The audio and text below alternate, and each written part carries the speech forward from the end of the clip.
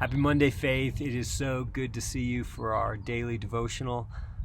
Mondays are my day off, so I'm sitting in my backyard and I'm smoking some meat. I'm going to show you the meat at the very end, so make sure that you watch all the way through.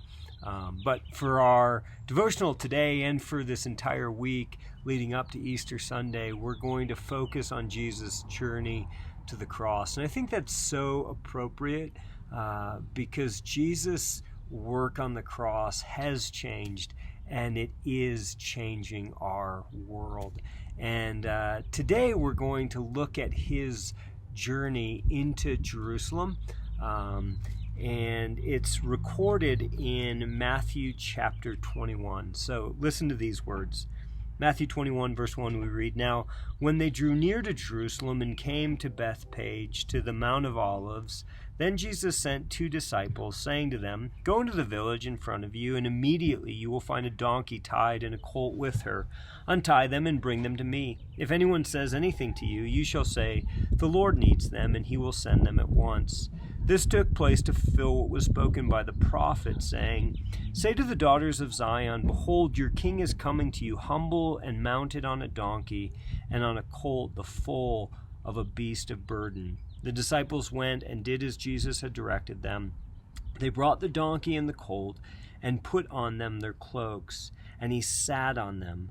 Most of the crowd spread their cloaks on the road, and others cut branches from the trees and spread them on the road. And the crowds that went before him, that followed him, were shouting, 'Hosanna to the Son of David. Blessed is he who comes in the name of the Lord. Hosanna in the highest.' And when he entered Jerusalem," listen to this, "when he entered Jerusalem, the whole city was stirred up, saying, 'Who is this?'"